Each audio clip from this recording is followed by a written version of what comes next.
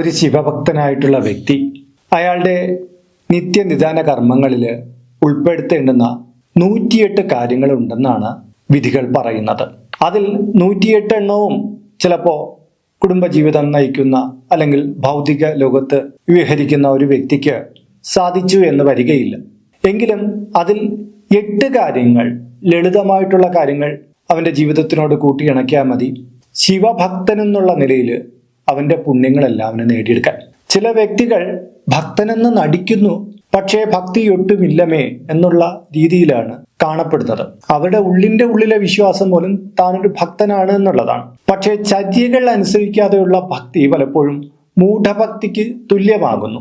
കാര്യം കർമ്മവും കൂടി ചേർന്നിട്ടുള്ളതാണ് ഭക്തിയുടെ ഒരു വേ എന്ന് പറയുന്നത്. അപ്പോൾ കൃത്യമായ രീതിയിൽ നമ്മൾ അത് പാലിച്ചു പോകാമെങ്കിൽ നമ്മുടെ ജീവിതത്തിൽ ഒട്ടേറെ ഗുണങ്ങളും ഈശ്വരാധീനം വർദ്ധിച്ചു വരുന്നതിനും കാരണമാകുന്നു. മാത്രമല്ല, ശിവനുമായിട്ട് ഏറ്റവും ചേർന്നിട്ടുള്ള ഒരു വ്യക്തി എന്നുള്ള നിലയിൽ നിങ്ങളുടെ ജീവിതത്തിന്റെ പരിപൂർണതയും മുക്തിക്കും ഇത് കാരണമാകുന്നു. നിങ്ങളുടെ ജീവിതത്തിൽ ഉണ്ടാകുന്ന പല പ്രതിസന്ധികളും ഇതോടുകൂടി മാഞ്ഞു പോകുന്നു. നമ്മുടെ ജീവിതം കൂടുതൽ സുഗമവും ശാന്തവുമായി മാറുന്നു. ശിവഗുണങ്ങൾ എല്ലാം നമ്മുടെ ജീവിതത്തിലേക്ക് വന്നു കയറുമ്പോൾ നമ്മെ ഇപ്പോൾ ഗ്രഹിച്ചിരിക്കുന്ന നെഗറ്റീവായിട്ടുള്ള കാര്യങ്ങളെല്ലാം നമ്മിൽ നിന്ന് വിട്ടകന്നു പോകുന്നു. അങ്ങനെ എത്ര ഗുണങ്ങളാണ് ഈ ചര്യകൾ പാലിച്ചാൽ നമുക്കുണ്ടാകുന്നത്. അതുകൊണ്ട് തന്നെ ശിവനെ പ്രാർത്ഥിക്കുന്ന ഓരോരുത്തരും മനസ്സിലാക്കി വെച്ചിരിക്കേണ്ട കാര്യങ്ങളാണ് ഈ വീഡിയോയിൽ പറയുന്നത്. ഇത് പൂർണ്ണമായിട്ട് കാണുവാൻ ശ്രമിക്കുക. നമസ്കാരം, ഞാൻ RJ അയ്യർ ഹരിചന്ദ്ര മഠം. ഹൈന്ദവ ആചാര സംബന്ധമായ, ജ്യോതിഷ സംബന്ധമായ, മോട്ടിവേഷൻ സംബന്ധമായ ഒട്ടേറെ കാര്യങ്ങൾ പറഞ്ഞു തരുന്ന ഒരു വാട്സപ്പ് ചാനൽ നമുക്കുണ്ട്. ഇതിൻ്റെ കീഴെ ഡിസ്ക്രിപ്ഷൻ ബോക്സിലും കമൻറ്റ് ബോക്സിലും അതിൻ്റെ ലിങ്ക് കൊടുത്തിട്ടുണ്ട്. അതിലൂടെ ആ ചാനലിൽ ജോയിൻ ചെയ്താൽ നിങ്ങളുടെ പിറന്നാളിന്, നിങ്ങളുടെ കുടുംബ അംഗങ്ങളുടെ പിറന്നാളിന് സൗജന്യമായിട്ട് പുഷ്പാഞ്ജലി അർച്ചനകൾ ഇപ്പോൾ നടത്തി കിട്ടുന്നതാണ്.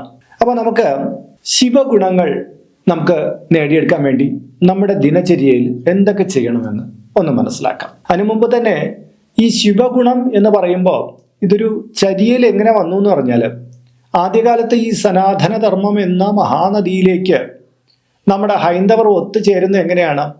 കുറേ പേര് അന്ന് ശൈവരായിരുന്നു, കുറേ പേര് വൈഷ്ണവരായിരുന്നു, കുറേ പേര് ശാക്തേയരായിരുന്നു, കുറേ പേര് ഗണപതിയെ ഉപാസിക്കുന്നവരായിരുന്നു. അങ്ങനെ പല വിഭാഗങ്ങളിൽ നിന്നുള്ള നദികൾ, ചിലപ്പോൾ ഇവര് ഈ ദൈവങ്ങളെ ആരാധിക്കുന്നതിനോടൊപ്പം പരസ്പരം ഏറ്റുമുട്ടിക്കൊണ്ടിരുന്നു.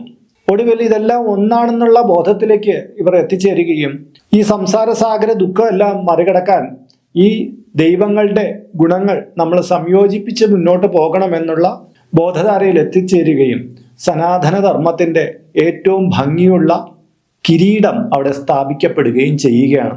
അവിടെ തൊട്ടാണ് ശൈവർ, വൈഷ്ണവർ, ശാക്തേയർ എന്നുള്ള ചേരി തിരിഞ്ഞിട്ടുള്ള ഈശ്വരന്റെ പേരിലുള്ള യുദ്ധങ്ങളൊക്കെ മാറിക്കിട്ടിയത്. ഇന്ന് ഹൈന്ദവതയുടെ വലിയ കുടയ്ക്ക് കീഴെ നമ്മളെല്ലാം അണിനിരക്കുന്നത്. അപ്പൊ ശിവനെ പ്രാർത്ഥിക്കുന്നവർ അന്നേ കാലഘട്ടത്തിൽ അവരുടെ ജീവിതത്തിൽ 108 ഗുണങ്ങൾ വരുന്ന കാര്യങ്ങളും നിർവഹിച്ചു പോന്നിരുന്നു. നമുക്ക് ഇപ്പോൾ നമ്മുടെ സാഹചര്യങ്ങൾക്കനുസരിച്ച് എല്ലാം ചെയ്യാൻ പറ്റില്ല. ചിലപ്പോൾ ഇതിൽ പറയുന്ന ചില കാര്യങ്ങളൊക്കെ ഋതുമതിയായിട്ടുള്ള ഒരു പെൺകുട്ടിക്കോ ആർത്തവകാലം കഴിഞ്ഞിട്ടില്ലാത്ത ഒരു സ്ത്രീക്കോ പൂർണ്ണമായിട്ട് പാലിക്കാൻ പറ്റില്ല എല്ലാ ദിവസവും. അപ്പോൾ അവർക്ക് ശുദ്ധ കാലയളവ് അവർക്കറിയാം. ആ കാലയളവ് അവർ ഇത് പാലിക്കേണ്ട ആവശ്യമില്ല. കാര്യം ധർമ്മത്തിൽ അത് പറഞ്ഞിട്ടുണ്ട്. നമുക്ക് കഴിവുള്ളപ്പോഴാണ് അത് ചെയ്യേണ്ടത്. ഇപ്പോൾ ഒരാൾ കിടപ്പ് രോഗിയായിപ്പോയി, അയാൾക്ക് ഇതെല്ലാം പാലിക്കാൻ പറ്റില്ല. അയാൾക്ക് സ്മരണം മാത്രമേ ഉണ്ടാവുള്ളൂ. ഭഗവാനെ സ്മരിക്കുക, അത് മതിയാകും. പക്ഷേ ആരോഗ്യവും എല്ലാം തന്നിട്ടുള്ള ഒരു വ്യക്തി, പ്രകൃതിയുടെ എല്ലാ കഴിവുകളും കിട്ടിയിട്ടുള്ള ഒരു വ്യക്തി ഇത് പാലിക്കാതെ പോകുമ്പോൾ അവൻ ശിവധർമ്മത്തിൽ നിന്ന് അകന്നു പോവുകയാണ് ചെയ്യുന്നത്. അപ്പോൾ നമുക്ക് അത് എന്തൊക്കെയാണെന്ന് നോക്കാം. ഒന്നാമത്തത് അതിരാവിലെ എഴുന്നേൽക്കുക എന്നുള്ളത്. ഇത് മറ്റാരും പറഞ്ഞു തരണ്ടല്ലോ, എല്ലാവർക്കും അറിയാം. കർമ്മം തുടങ്ങേണ്ടത് രാവിലെ തന്നെയാണ്. ഇത് ബ്രാഹ്മ മുഹൂർത്തത്തിൽ എഴുന്നേൽക്കുന്നവരുണ്ട്, അത് കഴിഞ്ഞ് കുറച്ച് കഴിഞ്ഞിട്ട് എഴുന്നേൽക്കുന്നവരുണ്ട്, അധികം പുലരും മുമ്പ് എഴുന്നേൽക്കുന്നവരുണ്ട്, അങ്ങനെ പലതരത്തിലുണ്ട്. പക്ഷേ ഇവിടെ നമ്മൾ പറയുന്നത് സൂര്യോദയത്തിന് മുമ്പെങ്കിലും നിങ്ങൾ എഴുന്നേറ്റ് കുളിച്ച് ശുദ്ധമായി വന്ന് ഒരു നിലവിളക്ക് തെളിയിച്ചു വെച്ച് ഈശ്വരസ്മരണം ചെയ്യണം എന്നുള്ളതാണ്. ശിവഭക്തരാണെങ്കിൽ കൃത്യമായിട്ടും ഓം നമഃ ശിവായ 108 തവണയെങ്കിലും ജപിക്കണം. ഈ ജപിക്കുന്നത് എങ്ങനെയാണെന്ന് വെച്ചാൽ അത് ഭക്തി പുരസ്സരം, ധ്യാന പുരസ്സരം ചെയ്യണമെന്നാണ്. ഭഗവാനെ നന്നായിട്ട് മനസ്സിൽ കാണുകയും ഒപ്പം ജപിക്കുകയും ചെയ്യുക എന്നുള്ളതാണ്. ശിവനെ ധ്യാനിക്കുമ്പോൾ നിശബ്ദമായിട്ടിരുന്ന് ആ കൈലാസ പർവ്വതത്തിലിരിക്കുന്ന ഭഗവാനെ നമ്മൾ പൂർണ്ണ രൂപത്തിൽ കാണണം. അതെങ്ങനെ കാണുമ്പോഴാണ് നമ്മൾ ശിവതത്വത്തിലേക്ക് ലയിക്കുന്നത്, നമ്മുടെ കുണ്ഡലിനി ശക്തി ഉണർന്നു വരുന്നത് ഈ സമയത്താണ്. ഇതിങ്ങനെ ഉണർന്ന് നമ്മിലേക്ക് പരിലസിക്കും, നമ്മുടെ എനർജി കൂടുതൽ കൂടുതൽ ബൂസ്റ്റ് ആയിക്കൊണ്ടിരിക്കും. അങ്ങനെ ചെയ്യുക എന്നുള്ളതാണ്. രണ്ടാമത്തെ കാര്യം, കുളി കഴിഞ്ഞിട്ട് ഭസ്മധാരണമില്ലാത്ത ധ്യാനവും ഒരു കുറവ് തന്നെയാണ്. ശിവഭക്തർ കുളിച്ചു കഴിഞ്ഞാൽ ഭസ്മം തൊടണമെന്നുള്ളതാണ്. ഭസ്മം തൊടുന്നതിന് വ്യത്യസ്തമായിട്ടുള്ള സ്ഥാനങ്ങൾ പറയുന്നുണ്ടെങ്കിലും കുറഞ്ഞ പക്ഷം നെറ്റിയിലും കഴുത്തിലും ഭസ്മം തൊടുക എന്നുള്ളതാണ്. അത് നല്ലൊരു ശീലമാണ്. മാത്രമല്ല വിഭൂതിയുടെ ആവശ്യം ശൈവഗുണത്തെ വർദ്ധിപ്പിക്കുന്നതാണ്. അതുകൊണ്ട് തന്നെ ശിവഭക്തർ ഒരല്പമെങ്കിലും ഭസ്മം തൊടുന്നത് ഏറെ ഗുണകരമായിരിക്കും. അവരുടെ നെഗറ്റീവുകളെല്ലാം മാറിപ്പോയി അവരിലേക്ക് ഊർജപ്രവാഹം ഉണ്ടാക്കാൻ ഇത് വളരെ വലിയ ഒരു കാര്യമാണ്. മൂന്നാമത്തത് രുദ്രാക്ഷധാരണമാണ്. ശൈവഗുണമുള്ളവർ എല്ലാം തന്നെ രുദ്രാക്ഷം ധരിക്കാറുണ്ട്. എന്നാൽ ചില കാരണങ്ങൾ കൊണ്ട് ചിലർക്ക് രുദ്രാക്ഷം ധരിക്കാൻ കഴിയാത്ത അവസ്ഥയുണ്ട്. അങ്ങനെ രുദ്രാക്ഷം ധരിക്കാൻ പറ്റാത്തവർക്കാണെങ്കിൽ അവർ രുദ്രാക്ഷം ഒന്ന് മേടിച്ചു വെച്ചിട്ട് ഓം നമഃ ശിവായ ചൊല്ലുമ്പോഴല്ലേ നമ്മൾ ധ്യാനിക്കില്ലേ, അപ്പോൾ ആ മണി പിടിച്ച് 108 മണികളുള്ള രുദ്രാക്ഷം കൊണ്ട് ശിവ ധ്യാനം നടത്തുക, ഓം നമഃ ശിവായ ജപിക്കുക. ഇവയൊക്കെ ചെയ്യുമ്പോൾ ആ ഗുണം നമുക്ക് പൂർണ്ണമായിട്ട് പരിലസിക്കും. ഈ രുദ്രാക്ഷം ധരിക്കാൻ പറ്റുന്ന ആൾക്കാരാകട്ടെ ഒരു സാധാരണ രുദ്രാക്ഷം ധരിക്കുക, അല്ലെങ്കിൽ വെള്ളി കെട്ടിയ ഒരു രുദ്രാക്ഷം ധരിക്കുക, അങ്ങനെ ഏതെങ്കിലും ഒന്ന് ചെയ്യുന്നത് വളരെ ഗുണകരമായിരിക്കും. നാലാമത്തതാണ് ശിവക്ഷേത്ര ദർശനം എന്ന് പറയുന്നത്. ശിവനെ പ്രാർത്ഥിച്ചാൽ പോരാ, നിത്യേന ശിവക്ഷേത്ര ദർശനവും കൂടി നടത്തുന്നത് പരമപുണ്യമാണ്. എന്നാൽ എല്ലാ വ്യക്തികൾക്കും എല്ലായ്പ്പോഴും ശിവക്ഷേത്ര ദർശനം നിത്യേന ചെയ്യാൻ പറ്റുകയില്ല. അപ്പോൾ കുറഞ്ഞ പക്ഷം കഴിയുന്ന സമയത്തെല്ലാം ശിവനെ ദർശിക്കാൻ ചെല്ലുക എന്നുള്ളതാണ്. മാസത്തിൽ 10 തവണയോ 20 തവണയോ നിങ്ങളെ കൊണ്ട് കഴിയുന്നത് പോലെ ശിവക്ഷേത്ര ദർശനം നടത്തുക എന്നുള്ളത് പരമ പുണ്യമായിട്ടുള്ള കാര്യമാണ്. അഞ്ചാമത്തെ കാര്യം, മാതാപിതാക്കളെ ആദരിക്കുക എന്നുള്ളതാണ്. ശിവന്റെ സങ്കല്പം അച്ഛൻ സങ്കല്പത്തെ പോലെയാണ്, അമ്മ പാർവതി സങ്കല്പമാണ്. നമ്മുടെ മാതാപിതാക്കളെ ആദരിക്കുക എന്ന് പറഞ്ഞാൽ ശിവനെ പാർവതിയൊക്കെ നമ്മൾ ഭജിക്കുന്നതിന് തുല്യമാണ്. അതുകൊണ്ട് തന്നെ ചിലപ്പോൾ അച്ഛനും അമ്മയും പറയുന്ന ചില വാക്കുകളൊക്കെ നമുക്ക് അത്രത്തോളം ഇഷ്ടപ്പെട്ടു എന്ന് വരില്ല. അതിനെതിരായിട്ട് നമ്മൾ വളരെയധികം വാഗ്വാദങ്ങൾ നടത്തുകയും അവരെ വേദനിപ്പിക്കുകയൊക്കെ ചെയ്യുന്നത് ശിവഭക്തർക്ക് ഭൂഷണമായിട്ടുള്ള കാര്യമില്ല. അതങ്ങനെ ചെയ്യുന്നത് അവരുടെ ശക്തി ചൈതന്യം കുറഞ്ഞു പോകാനും ഈശ്വര കടാക്ഷം വഴിമാറിപ്പോകുന്നതിനും കാരണമാകും. അതുകൊണ്ട് തന്നെ മാതാപിതാക്കളെയും ഗുരുജനങ്ങളെയും നമ്മൾ എപ്പോഴും ആദരിക്കണം എന്നുള്ളതാണ്. ആറാമത്തത് പ്രദോഷ ദാനം എന്നുള്ളതാണ്. പ്രദോഷ ദിവസം നമ്മൾ ദാനം ചെയ്യുക എന്നുള്ളതാണ് പ്രദോഷ ദാനം എന്ന് പറയുന്നത്. എന്നാൽ ചിലർ വിചാരിക്കും വൈകുന്നേര സമയത്ത് ദാനം ചെയ്യുന്നത് എന്നുള്ള അർത്ഥത്തിൽ എടുത്തേക്കിയത്. അങ്ങനെയല്ല. പ്രദോഷം വരുന്ന ദിവസങ്ങളിൽ നമ്മൾ എന്തെങ്കിലും ഒരു ദാനം കൊടുക്കുക, പാവപ്പെട്ട ഒരാൾക്കോ മറ്റൊരു ദാനം കൊടുക്കുക എന്നുള്ളത്. ഇനി ഒന്നും കഴിഞ്ഞില്ലെങ്കിൽ ഒരു വഴിപാട് ക്ഷേത്രജമായിട്ട് നമ്മൾ പ്രദോഷ ദിവസം ചെയ്യുക. അത് ശിവഭക്തർ ചെയ്യേണ്ട കാര്യമാണ്. കാര്യം ക്ഷേത്ര ഭണ്ഡാരത്തിൽ കിട്ടുന്ന പലതും സാമൂഹ്യ ഗുണങ്ങൾക്ക് വേണ്ടിയിട്ട് നമ്മുടെ പല ക്ഷേത്രങ്ങളും മാറ്റിവെക്കാറില്ല, അല്ലെങ്കിൽ ക്ഷേത്രത്തിന്റെ ആവശ്യങ്ങൾക്ക് വേണ്ടി എടുക്കുക. അതും നമ്മൾ മനസ്സോടെ അർപ്പിക്കുന്ന ഒരു സമർപ്പണ രീതിയാണ് അത് ചെയ്യുക. ഏഴാമത്തെ കാര്യം, ഒരു കോപത്തെയെങ്കിലും അടക്കുക എന്നുള്ളതാണ്. ഇത് പലരും പറഞ്ഞു തന്നിട്ടില്ലാത്ത കാര്യമായിരിക്കും. ശിവഭക്തർ കോപത്തെ അടക്കേണ്ടവരാണ്. കാര്യം ഏറ്റവും വലിയ കോപശാലി ആരാണ്? ഭഗവാൻ മഹാദേവൻ തന്നെയാണ്. പക്ഷേ ശിവനെ ധ്യാനിക്കുമ്പോൾ ശിവൻ ശിവകരം ശാന്തം എന്നാണ് നമ്മൾ പറയുന്നത്. അത് ഭഗവാൻ തന്നെയാണ് ഏറ്റവും വലിയ ശാന്തനും, ഏറ്റവും വലിയ ഉഗ്രകോപിയും ഏറ്റവും വലിയ ശാന്തനും ഭഗവാനാണ്. കാര്യം കോപത്തെ അടക്കിയവനാണ് ഭഗവാൻ. അതുകൊണ്ട് തന്നെ നമ്മൾ ഒരു ദിവസം വരുന്ന എല്ലാ കോപിക്കുന്ന അവസ്ഥകളെയും നമ്മൾ അങ്ങനെ തുറന്നു വിട്ടുകൊണ്ടിരിക്കരുത്. നമ്മൾ വലിയ കോപം വരുന്ന ചില ഘട്ടങ്ങളിൽ നമ്മൾ ആ കോപസ്ഥാനത്ത് നിന്ന് മാറി നമ്മുടെ ഭഗവാനെ സ്മരിച്ചുകൊണ്ട് ആ കോപത്തിനെ വിടുതൽ ചെയ്യണം. ഒരു കോപമല്ല, എല്ലാ കോപത്തിനെയും നമ്മൾ ഭഗവാന്റെ സ്മരണയോടുകൂടി ദിവസവും മാറ്റി വെച്ച് കഴിഞ്ഞാൽ ആ ജീവിതം ഏറ്റവും നന്നായിട്ട് വരും. അതുകൊണ്ട് ആദ്യത്തെ ചുവടെന്നുള്ള നിലയിൽ ഒരു കോപത്തെയെങ്കിലും ദിവസവും ഭഗവാന്റെ നാമത്തിൽ നമ്മൾ മാറ്റിവെക്കണം എന്നുള്ളതാണ്. അത് നമുക്ക് കോപം ഉണ്ടാകാൻ പല കാരണങ്ങളുണ്ടായിരിക്കും. നമ്മുടെ തെറ്റല്ല, മറ്റൊരാളുടെ തെറ്റ്. അപ്പൊ തെറ്റ് ചെയ്ത ആളിൻ്റെ അടുത്ത് നമുക്ക് കോപം ഉണ്ടാവും. പക്ഷെ ഭഗവാന്റെ നാമത്തിൽ നമ്മൾ കോപിക്കത്തില്ല എന്നൊരു തീരുമാനം എടുത്തു കഴിഞ്ഞാൽ അത് വളരെ ഗുണകരമായിരിക്കും. മാത്രമല്ല ഭഗവാന്റെ തൃക്കരങ്ങളാൽ നിങ്ങൾക്ക് ആശ്ലേഷവും കിട്ടും, സംശയമില്ല. 8ാമത്തെ കാര്യം ഭാര്യാഭർത്തൃ ധർമ്മം പാലിക്കുക എന്നാണ്. ഇത് വിവാഹിതർക്ക് പറഞ്ഞിട്ടുള്ളതാണ്.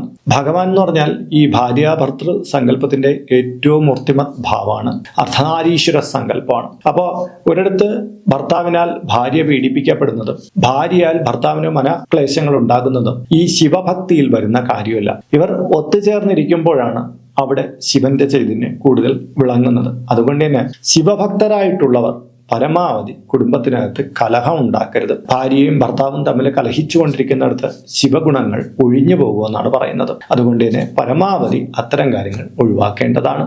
9ാമത്തെ കാര്യം വൈകുന്നേരങ്ങളിലെ ഗംഗാസ്മരണം എന്നുള്ളതാണ്. അതായത് പലർക്കും ഇതിനെക്കുറിച്ച് അറിയില്ല. നമ്മളൊരു ശിവഭക്തനാണെങ്കിലോ അല്ലെങ്കിലോ നമ്മൾ വൈകുന്നേര സമയത്ത് ശിവനെ ധ്യാനിക്കുകയാണെങ്കിൽ ശിവന്റെ ജടയ്ക്കുള്ളിൽ നിന്ന് പുറത്തേക്ക് ഒഴുകുന്ന ഗംഗയെ സങ്കല്പിച്ച് നമ്മൾ ഗംഗാസ്മരണം നടത്തണമെന്നാണ്. ഗംഗയെ നന്നായിട്ട് ധ്യാനിച്ചുകൊണ്ട് ഓം ഗംഗാധരായ നമ എന്ന് 18 തവണയെങ്കിലും ജപിക്കണം.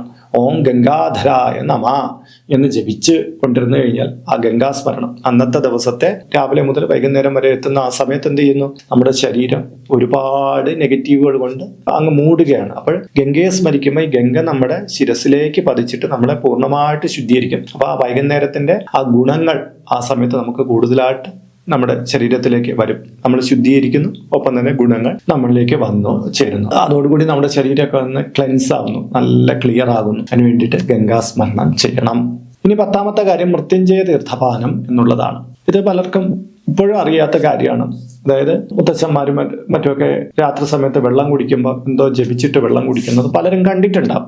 എന്തായിരിക്കും ഇതെന്ന് അറിയില്ല. ഇതാണ് മൃത്യുഞ്ജയ മന്ത്രം കൊണ്ട് ജലം കുടിക്കുന്ന രീതി. അതായത് നിങ്ങൾക്ക് മൃത്യുഞ്ജയ മന്ത്രം അറിയാമെങ്കിൽ നിങ്ങൾ ആ മൃത്യുഞ്ജയ മന്ത്രം 3 വട്ടം ജപിച്ചതിന് ശേഷം 1 കവിൾ വെള്ളം കുടിക്കുക എന്നുള്ളതാണ്. 1 കവിളിൽ കൂടുതലും കുടിക്കുക, യാതൊരു കുഴപ്പമില്ല. ഇതിനെയാണ് മൃത്യുഞ്ജയ തീർത്ഥപാനം എന്ന് പറയുന്നത്. അതായത് മൃത്യുഞ്ജയ മന്ത്രം കൊണ്ട് ജപിച്ച് കുടിക്കുക. ഇനി ചിലർക്ക് മൃത്യുഞ്ജയ മന്ത്രം ഇനി എത്ര പറഞ്ഞു കൊടുത്താലും അറിഞ്ഞുകൂടാ, മനസ്സിലാകില്ല. അങ്ങനെയുണ്ടെങ്കിൽ ഓം ഹ്രീം മൃത്യുഞ്ജയായ നമ എന്നുള്ള ഒറ്റവരി മന്ത്രം ജപിച്ച് അത് 3 വട്ടം ജപിച്ച് ജലം കുടിച്ചാൽ മതി. ചിലര് ജലം കുടിച്ചു കഴിഞ്ഞിട്ട് ജപിക്കുന്നതായിട്ട് കാണാം. അങ്ങനെയല്ല, നമ്മൾ കുടിക്കുന്നതിന് മുമ്പ് ജപിച്ചിട്ട് വെള്ളം കുടിക്കുക എന്നുള്ളതാണ്. അത് നമ്മുടെ ശരീരത്തിന്റെ ആരോഗ്യ സൗഖ്യത്തിന് ഗുണമാണ്. എന്തെങ്കിലും രോഗങ്ങൾ നമ്മുടെ ശരീരത്തിൽ വരുന്നെങ്കിൽ അതിനെ ആ രോഗത്തിന്റെ സ്ഥാനത്തെ തന്നെ കുറയ്ക്കാൻ സഹായമാകും. വേറെ അനാവശ്യമായിട്ടുള്ള ഒരുപാട് നെഗറ്റീവുകൾ നമ്മുടെ ശരീരത്തിൽ വന്നു ചേരാതിരിക്കുക. എന്തെങ്കിലും രോഗം ഉണ്ടെങ്കിൽ അതിനെ ഒന്ന് കുറച്ചു കൊണ്ടുവരാൻ നമ്മുടെ മരുന്നുകളൊക്കെ നന്നായിട്ട് നമ്മുടെ ശരീരത്തിൽ ഫലിക്കാനും ഈശ്വര കാരുണ്യം കിട്ടാനൊക്കെ ഇത് ഗുണകരമാണ്. അപ്പൊ നമ്മളിവിടെ 10 കാര്യങ്ങൾ പറഞ്ഞിട്ടുണ്ട്. ഇതിൽ 8 കാര്യങ്ങളെങ്കിലും നിങ്ങളുടെ ജീവിതത്തിൽ നിങ്ങൾ നിത്യേന ചെയ്യണമെന്നാണ് പറയുന്നത്. 108 കാര്യമുണ്ട് പറഞ്ഞു വന്നപ്പോൾ ഞാൻ 10 കാര്യങ്ങൾ ഇവിടെ പറഞ്ഞിട്ടുണ്ട്. ഇതിൽ 8 കാര്യങ്ങളെങ്കിലും നിങ്ങൾ കൃത്യമായിട്ട് പാലിച്ചു പോയാൽ ഭഗവാൻ ശിവശങ്കരന്റെ കാരുണ്യങ്ങളെല്ലാം നിങ്ങൾക്ക് കിട്ടും. അത് നിങ്ങളുടെ ജീവിതത്തിനെ മൂല്യവത്താക്കി മാറ്റും. അതായത് ജീവിതം എന്ന് പറഞ്ഞാൽ വാല്യൂസ് കൊണ്ട് നിറഞ്ഞതാണ്. നമ്മൾ എങ്ങനെയെങ്കിലും ജീവിച്ചു, എങ്ങനെയെങ്കിലും മരിച്ചുപോയി എന്നുള്ളത് കൊണ്ട് ഒരു കാര്യവുമില്ല. ഈ പ്രപഞ്ചത്തിന്റെ കോണിൽ എവിടെയോ നമ്മളിങ്ങനെ പിറവി എടുത്തിട്ടുണ്ടെങ്കിൽ നമുക്കൊരു ജീവിതത്തിനൊരു ലക്ഷ്യമുണ്ട്. അത് തലയിൽ എഴുതിയാണ് നമ്മളെ വിടുന്നത്. ഈ കിട്ടിയ സുന്ദരമായ ജീവിതത്തെ അതിൽ കുറെ പ്രയാസങ്ങളുണ്ടെങ്കിൽ ഈ ഭൂമിയിൽ ജീവിക്കാൻ കിട്ടുന്ന അവസരം എന്ന് പറഞ്ഞാൽ ഏറ്റവും സുന്ദരമാണ്. ഈ സമയത്ത് നമ്മുടെ കർമ്മം നമ്മൾ കൃത്യമായിട്ട് ചെയ്യണം. നമ്മളൊരു ശിവഭക്തനാണെങ്കിൽ ആ ശൈവ ഗുണങ്ങളെ നമ്മളിലേക്ക് സംശീകരിക്കാനുള്ള കാര്യങ്ങളെല്ലാം ചെയ്യണം. അപ്പോൾ നിങ്ങൾക്ക് ഈ ഒരു അറിവ് വളരെ വിലപ്പെട്ടതാകുമെന്ന് ഞാൻ കരുതുന്നു. ഇത് കൃത്യമായി ഒരു ബുക്കിലോ മറ്റോ നോട്ട് ചെയ്ത് വെച്ച് കഴിഞ്ഞാൽ ഇത് മറന്നു പോവുകയുമില്ല. അപ്പോൾ ഇന്നത്തെ വീഡിയോ ഇവിടെ പൂർണ്ണമാവുകയാണ്. ഇതിന്റെ കീഴെ കമന്റ് ബോക്സിൽ നിങ്ങളുടെ പേര്, നിങ്ങളുടെ വയസ്സ്, നിങ്ങളുടെ നക്ഷത്രം ഇവ രേഖപ്പെടുത്തിയാൽ ഇവിടെ നടക്കുന്ന പൂജാ പ്രാർത്ഥനകളിൽ നിങ്ങളെ ഉൾക്കൊള്ളിക്കാൻ കഴിയുന്നതാണ്. 1 മാസത്തേക്കായിരിക്കും പ്രകാരം ചെയ്യുന്നത്. കൂടുതലായിട്ട് വേണമെന്നുള്ളവർ ഇനി തൊട്ട് ഇതിൽ അപ്ലോഡ് ചെയ്യുന്ന എല്ലാ വീഡിയോയുടെ കീഴിൽ നിങ്ങളുടെ ഡീറ്റെയിൽസ് ഇങ്ങനെ കൊടുത്താൽ മതി. അതിനായിട്ട് ഇതുവരയ്ക്കും ഈ ചാനൽ സബ്സ്ക്രൈബ് ചെയ്തിട്ടില്ലെങ്കിൽ അത് ചെയ്യുക. ഒപ്പം ഈ വീഡിയോ ഒന്ന് ലൈക്ക് കൂടി ചെയ്യുക. എങ്കിൽ മാത്രമായിരിക്കും പുതുതായിട്ട് അപ്ലോഡ് ചെയ്യുന്ന വീഡിയോകളെ കുറിച്ച് നിങ്ങൾക്കൊരു അറിവ് യൂട്യൂബിന്റെ ഭാഗത്ത് നിന്ന് റെക്കമെൻഡേഷനായിട്ടോ നോട്ടിഫിക്കേഷനായിട്ടോ ഒക്കെ വന്നു ചേരുകയുള്ളൂ. എങ്കിലല്ലേ നിങ്ങൾക്ക് നിങ്ങളുടെ ഡീറ്റെയിൽസ് കൊടുക്കാൻ പറ്റൂ. അപ്പോൾ ഇത് പ്രയോജനപ്പെടുത്തുക. ഇതിൽ കാണുന്നത് എന്റെ വാട്സപ്പ് നമ്പറാണ്. ജ്യോതിഷ സംബന്ധമായതും പൂജാ സംബന്ധമായതുമായ അപ്പോയിന്റ്മെന്റിന് വേണ്ടിയിട്ടാണ് ഇത് നൽകിയിരിക്കുന്നത്. നേരിട്ട് വിളിച്ചു കഴിഞ്ഞാൽ കിട്ടുകയില്ല. നിങ്ങളുടെ പേര്, നിങ്ങളുടെ സ്ഥലം ഇവ രേഖപ്പെടുത്തി വാട്സപ്പിലൂടെ മെസ്സേജ് ചെയ്യുമ്പോൾ അഡ്മിൻ ഒരു മാർഗനിർദ്ദേശം അയച്ചു നൽകുന്നതാണ്. ആ മാർഗനിർദ്ദേശം അനുസരിച്ച് അപ്പോയിന്റ്മെന്റ് എടുത്തിട്ട് വിളിക്കാവുന്നതാണ്. നമ്മളിപ്പോൾ ഒരു സ്റ്റോർ യൂട്യൂബിൽ ആരംഭിച്ചിട്ടുണ്ട്. ഹൈന്ദവ ധർമ്മം അനുസരിച്ച് ജീവിക്കുന്നവർക്ക് പൂജാ കാര്യങ്ങളുമായിട്ട് ബന്ധപ്പെട്ട ചില കാര്യങ്ങളൊക്കെ മേടിക്കണമെന്നുണ്ടായിരിക്കും. അപ്പോൾ അങ്ങനെയുള്ള കാര്യങ്ങൾ നിങ്ങൾക്ക് ഓൺലൈനായിട്ട് എടുക്കാൻ പറ്റുന്ന ഒരു സ്റ്റോറാണിത്. താല്പര്യമുള്ളവർക്ക് അതിൽ പോയിട്ട് അതിൻ്റെ വിലയൊക്കെ നോക്കിയിട്ട് നിങ്ങൾക്ക് താല്പര്യമുണ്ടെങ്കിൽ അതിൽ നിന്ന് മേടിക്കാവുന്നതാണ്. ഇങ്ങനെ നോക്കിയാൽ മതിയാകും. അപ്പോൾ മറ്റൊരു വീഡിയോ മറ്റൊരു വിശേഷമായിട്ട് വീണ്ടും കണ്ടുമുട്ടും വരെ എല്ലാവർക്കും നമസ്കാരം. നിങ്ങളുടെ സ്വന്തം RJ ഹരിചന്ദന മഠം. നമസ്തേ.